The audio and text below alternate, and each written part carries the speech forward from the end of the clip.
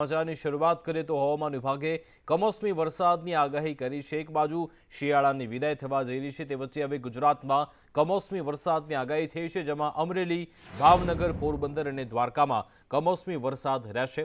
ઉત્તર ગુજરાત અને સૌરાષ્ટ્રના કેટલાક ભાગમાં વરસાદની અસર જોવા મળવાની છે। વેસ્ટર્ન ડિસ્ટર્બન્સના કારણે 1 માર્ચથી 4 માર્ચ વચ્ચે કમોસમી વરસાદની આગાહી છે હવામાન વિભાગ તરફથી। जिले हैं जहाँ पे मतलब लाइट रेन होने की संभावना है, वो ज़िले हैं गुजरात रीजन के बनासकांठा, साबरकांठा, पाटन, महिसागर, अरावली, दाहोद।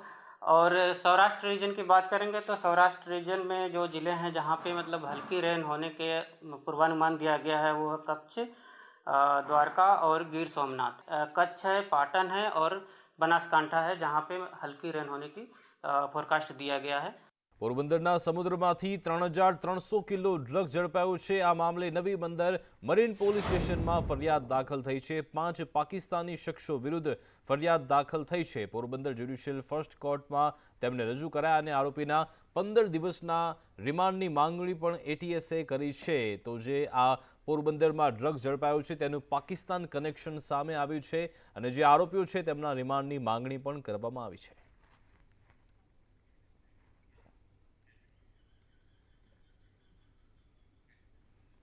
પોરબંદરમાં ઝડપાયેલા ડ્રગ્સ મુદ્દે એનસીબીના ડીજીએ સંદેશ ન્યૂઝ સાથે ખાસ વાતચીત કરી હતી। સત્યનારાયણ પ્રધાને સંદેશ ન્યૂઝ સાથે વાતચીત કરતા કહ્યું કે આ એક યુનિક ઓપરેશન થયું। પહેલા એનસીબીની ટીમ દરિયામાં અંદર સુધી નહોતી જતી। પહેલીવાર એનસીબીએ મધદરિયે જઈને ડ્રગ્સ પકડ્યું છે। અમે પહેલીવાર નેવી સાથે મળીને ઓપરેશન પાર પાડ્યું। મધદરિયે ડ્રગ્સ પકડ્યું અને પછી તેને કિનારે લાવ્યા હતા। ભૂતકાળમાં પણ એ ગુજરાત એટીએસે બધી એજન્સી સાથે કામ કર્યા છે અને ઘણા બધા સીઝર્સ કર્યા છે। આ વધારે પડતો જે એન્ફોર્સમેન્ટ છે જેમાં અમે પ્રિવેન્ટિવ એક્શન્સ લઈએ છીએ એના લીધે જ આ એટલું બધું જે સીઝર છે એ વધ્યો છે। આ બોટ જે છે આ મૂળ ચાબહારથી આવતી હતી। ચાબહાર ઈરાનનો એક પોર્ટ છે અને એ બોટ ઉપર કંઈ રજિસ્ટ્રેશન માર્કા નથી, તો એની બનાવટના આધારે સસ્પેક્ટેડ આવા લાગે છે કે ભાઈ ઈરાનની બોટ હશે અને જે એમાં 5 માણસો પકડાણા છે આની પાસે કંઈ આઈડેન્ટિટી ડોક્યુમેન્ટ છે નહીં અને આજે ત્યાં એફઆઈઆર રજિસ્ટર કરીને એની ડ્રગ્સની સેમ્પલિંગ વગેરેની પ્રોસેસ ચાલે છે। એ બધાને જ્યારે અમે અટક કરીને પૂછપરછ કરીશું ત્યારે હવે વધારે ડિટેલ્સ જાણવા મળશે। સમાચારમાં આગળ વાત કરીએ તો બનાસકાંઠામાં કોંગ્રેસને મોટો ઝટકો લાગ્યો છે। જોતાભાઈ પટેલે કોંગ્રેસમાંથી રાજીનામું આપી દીધું છે। ધાનેરાના પૂર્વ ધારાસભ્ય છે જોતાભાઈ પટેલ કે જેમણે હવે કોંગ્રેસનો સાથ છોડી દીધો છે, તેમણે પ્રદેશ કોંગ્રેસ પ્રમુખને રાજીનામું સોંપ્યું। જોતા પટેલના રાજીનામાથી રાજકીય ગરમાવો આવ્યો છે। તેમણે કહ્યું, ભલે મેં કોંગ્રેસને છોડ્યું છે પરંતુ હવે ભાજપમાં જોડાઈને ભાજપનું કામ કરીશ।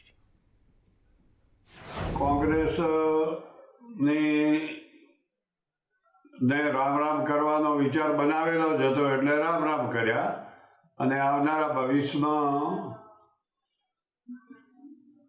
બીજેપીની કામ કરવાની ઈચ્છા ખરી। મારે કોઈ હવે ભવિષ્યની ચૂંટણી લડવાની નથી, બીજું કરવાનું નથી।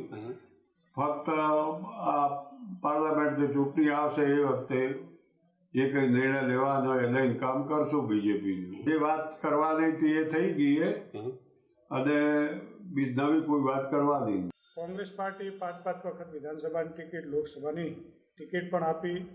ખૂબ અમારા સિનિયર આગેવાન હતા, પરંતુ હજી સુધી કોઈ ભારતીય જનતા પાર્ટીમાં જોડાવાનો એમણે નિર્ણય નથી કર્યો, પરંતુ કોંગ્રેસ પાર્ટીમાંથી રાજીનામું આપ્યું છે। એ ખરેખર દુઃખદ બાબત છે। ખૂબ સિનિયર આગેવાન હતા। એ સંસ્થામાં ધાનેરાની અંદર કેળવણી મંડળ સંસ્થાની અંદર પણ પોતે ટ્રસ્ટી હતા ને એમાં કંઈક ઉચાપત થઈ અને ભારતીય જનતા પાર્ટી સામ, દામ અને દંડની નીતિ અપનાવી અને કદાચ મોરબી જોઈતાભાઈ સાહેબને દબાવ્યા હોય અથવા તો એમને દબાણપૂર્વક રાજીનામું લીધું હોય એવું મારું માનવું છે। કોંગ્રેસ નેતાઓના કોંગ્રેસ છોડી ભાજપમાં જોડાવા અંગે શક્તિસિંહ ગોહિલે નિવેદન આપતા કહ્યું છે કે ભાજપ ડરેલી પાર્ટી છે। તે શા માટે ભાજપને ગાળો આપનારાને પોતાનામાં સામેલ કરે છે? અહીંયા જે હીરો હતા તે ત્યાં જઈને ઝીરો થઈ જાય છે। કેટલાકને લાલચ આપીને જોડાય છે તો કેટલાકને ધાક ધમકી આપી ભાજપમાં જોડવામાં આવે છે।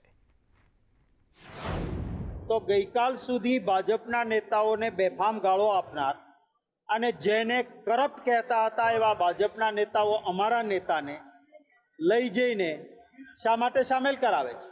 ઘણા બધા ગયા છે, અહીંયા હીરો હોય ત્યાં જઈને ઝીરો બન્યા છે।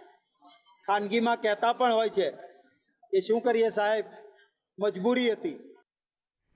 લોકસભા ચૂંટણી માટે ભાજપે પણ મનોમંથન શરૂ કર્યું છે. ઉમેદવારો પર મંથનની પ્રક્રિયા શરૂ થઈ ગઈ છે. દિલ્હીમાં ગુજરાતને લઈને પણ ભાજપને જે કોર ગ્રુપની બેઠક મળી હતી તે પૂર્ણ થઈ છે.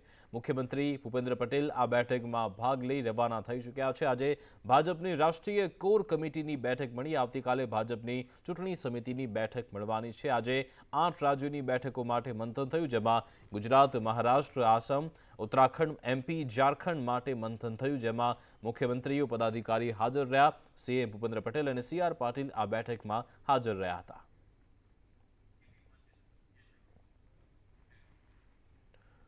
લોકસભા ચૂંટણી માટે કોંગ્રેસે પણ કવાયત હાથ ધરી છે. 1 માર્ચે દિલ્હીમાં કેન્દ્રીય ઇલેક્શન કમિશનની બેઠક મળવાની છે. 1 માર્ચે દિલ્હીમાં મેનિફેસ્ટો કમિટીની બેઠક મળશે. લોકસભા ચૂંટણી માટેના મુદ્દાઓ પર કોંગ્રેસના જે સિનિયર આગેવાનો છે તે મંથન કરવાના છે અને બીજા સપ્તાહમાં કોંગ્રેસ વર્કિંગ કમિટીની પણ બેઠક મળવાની છે. લોકસભાની ચૂંટણી માટેના મેનિફેસ્ટોને મંજૂરી આપવામાં આવશે.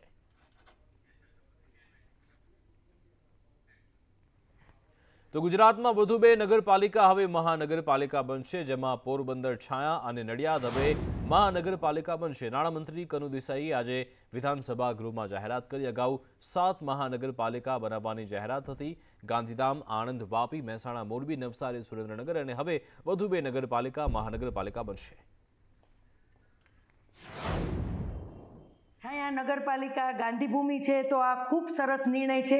એને અમે પોરબંદરની જનતા વતીને પ્રમુખ તરીકે અમે ખૂબ જ આવકારીએ છીએ અને આભારની લાગણી વ્યક્ત કરીએ છીએ, કારણ કે મહાપાલિકા બનતા લોકોને જે સુવિધાઓ છે, આજુબાજુના જે ગામડાઓ છે ત્યાં ખૂબ સરસ સુવિધાનો વધારો થશે અને જે સરકારનો આ નિર્ણય છે પોરબંદરને મહાપાલિકા બનાવવા બદલ હું સરકારનો ખૂબ ખૂબ આભાર માનું છું. તો અર્જુન મોઢવાડિયાએ સરકારની આ જાહેરાતને આવકારી છે. પોરબંદરને મહાનગરપાલિકા બનાવવાની માંગને હું આવકારું છું. આંતરરાષ્ટ્રીય કક્ષાની બનવાની તક વધશે તેવું આજે કહ્યું હતું અર્જુન મોઢવાડિયાએ. મને આનંદ એ વાતનો છે કે મારી આ માગણી આજે સ્વીકારી અને ગૃહની અંદર પોરબંદર અને નડિયાદને મહાનગરપાલિકાનો દરજ્જો આપવાની જાહેરાત થઈ છે અને હું આવકારું છું. અને મારું જે પોરબંદર છે એ મહાનગરપાલિકા બનવાથી જે નગરપાલિકાની અંદર વ્યાપક ભ્રષ્ટાચારની ફરિયાદો છે અને શહેરી સેવાની ગુણવત્તા યોગ્ય રીતે મળતી નથી, બેફામ ત્યાં આપણે બાંધકામો થાય છે, એ અટકશે અને શહેર સુંદર બનવાને સાથે સેવાઓ પણ સારી મળશે અને પોરબંદરને ભવિષ્યની અંદર આંતરરાષ્ટ્રીય કક્ષાનું પ્રવાસન સ્થળ બનાવીને ત્યાં નવી રોજગારી ઊભો કરવાની જે તકો છે એ પણ આનાથી વધશે. એટલે ફરીથી હું રાજ્ય સરકારનો આ મુદ્દે આભાર માનું છું. નડિયાદને મહાનગરપાલિકા બનાવવાના નિર્ણય મામલે પંકજ દેસાઈએ પણ પ્રતિક્રિયા આપી. તેમણે કહ્યું કે સૌપ્રથમ CM અને નાણામંત્રીનો આભાર. નડિયાદ સરદાર સાહેબનું જન્મસ્થળ છે. દેશને આઝાદ કરવા નડિયાદમાં અનેક આંદોલન થયા. નડિયાદ અમદાવાદ અને બરોડા વચ્ચેનું શહેર છે. નગરપાલિકાને મહાનગરપાલિકા બનાવવાથી નડિયાદને ખૂબ મોટો ફાયદો થવાનો છે. આજે નડિયાદ જે રીતે વિકસી રહ્યું છે એની અંદર હું તમને કહું કે નડિયાદની જ બાજુમાં 2 કિલોમીટર દૂર ઉત્તરસંડા સ્ટેશન, જે બુલેટ ટ્રેનનું સ્ટેશન થઈ રહ્યું છે અને અમદાવાદથી આ નડિયાદ એટલે કે ઉત્તરસંડા આ બુલેટ ટ્રેનનું સ્ટેશન પણ આવવાનું છે. એટલે આવનારા દિવસોની અંદર જે નડિયાદનું ડેવલપમેન્ટ થવાનું છે એની અંદર આ મહાનગરપાલિકા બનવી ખૂબ જરૂરી હતી. નડિયાદ નગરપાલિકાને મહાનગરપાલિકા તરીકે જાહેર કરાતા નડિયાદની જનતામાં ખુશીની લહેર છે. નડિયાદના ધારાસભ્ય પંકજ દેસાઈની રજૂઆતને પગલે નડિયાદ નગરપાલિકાને મહાનગરપાલિકા તરીકે જાહેર કરાતા તેમણે વિધાનસભા ગૃહમાં મુખ્યમંત્રી ભૂપેન્દ્ર પટેલનો આભાર માન્યો હતો. નડિયાદને મહાનગરપાલિકા જાહેર થતા નડિયાદ માટે વિકાસના અનેક દ્વાર ખુલશે તેવું પણ કહ્યું. વિકાસના કામોમાં ચોક્કસ વધારો થશે. મહાનગરપાલિકા બની છે તો બધાની જે આશા હતી હવે પૂર્ણ થઈ છે અને હવે જે વિકાસના વધારેમાં વધારે કામો થશે. મહાનગરપાલિકા બનવાથી નડિયાદનો અત્યારે જે વિકાસ થયો છે એનાથી પણ ડબલ સ્પીડે વિકાસ થઈ શકશે અને મહાનગરપાલિકામાં જેટલા પણ ગામો જોડાશે એ ગામોને પણ મહાનગરપાલિકાના વિકાસનો લાભ મળશે. પંકજભાઈ દેસાઈ સાહેબ અને જિલ્લા પ્રમુખ અજયભાઈ દેસાઈનો પણ હું આભાર માનું છું, અજયભાઈ બ્રહ્મભટ્ટનો, કે એમણે પણ આ વખતે રજૂઆતો કરી અને એના લીધે મહાનગરપાલિકાનું અમને એક મોરપીંછ નડિયાદની પ્રજાને જોવા મળ્યું છે.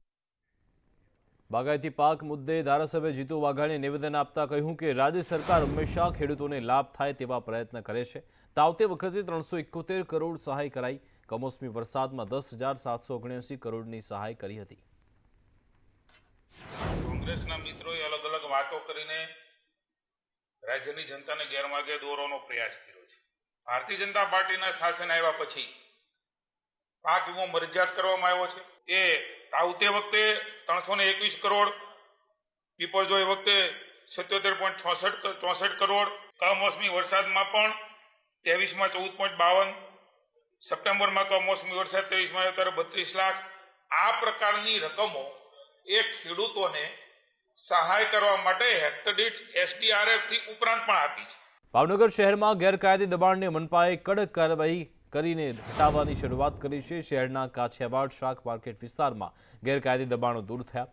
ઓટલા તેમજ દુકાનની બહાર એંગલ લગાવી હોય તેવા દબાણો પણ હટાવી રસ્તો ખુલ્લો કરાયો. આ વિસ્તારમાં ઘણા સમયથી ગેરકાયદે દબાણ અડચણરૂપ હોવાની ફરિયાદ થઈ હતી. મનપાએ હવે ચુસ્ત બંદોબસ્ત સાથે આજે આ તમામ દબાણ હટાવવાની શરૂઆત કરી.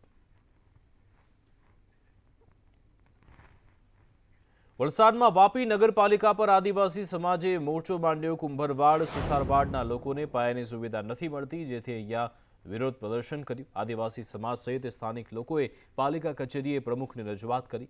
સ્થાનિકોને 75 વર્ષથી રસ્તા, પાણી અને ડ્રેનેજની સુવિધા નથી મળી. સ્થાનિકોએ એવા આક્ષેપ કર્યા હતા. ભાવનગર શહેરના કુંભારવાડામાં બે જૂથ વચ્ચે થયેલી મારામારીમાં ભાજપના નગરસેવકની સંડોવણી સામે આવી, જેને લઈ બોરતળાવ પોલીસમાં ભાજપના નગરસેવક બાબુ મેર, તેમના 2 પુત્રો સહિત કુલ 5 લોકો સામે એટ્રોસિટી એક્ટ સહિતની ફરિયાદ નોંધાઈ છે. એટ્રોસિટીની ફરિયાદ દાખલ કરેલી છે, જે મારા દીકરાની ઉપર કરી છે.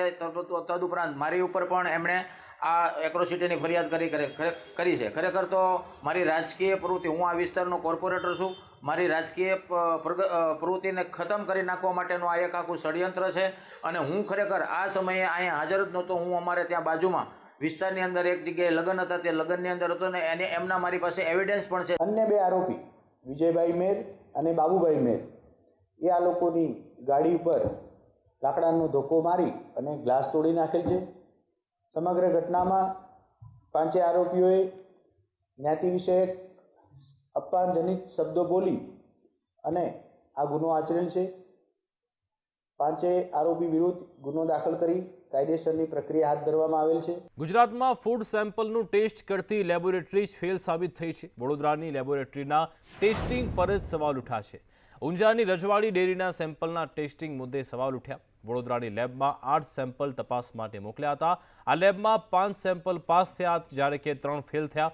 આ જ સેમ્પલ ફરી પુણેની લેબમાં મોકલાતા તપાસમાં ભાંડો ફૂટ્યો છે, જેમાં 8 ઘીના જે સેમ્પલ છે તે ફેલ થયા. તો સવાલ એ છે કે શું વડોદરાની લેબે બરાબર ચકાસણી નહોતી કરી? 4 મહિના પહેલા જે નમૂના લીધા હતા તે નમૂના ક્યાંક પાસ થાય છે તો ક્યાંક ફેલ થાય છે.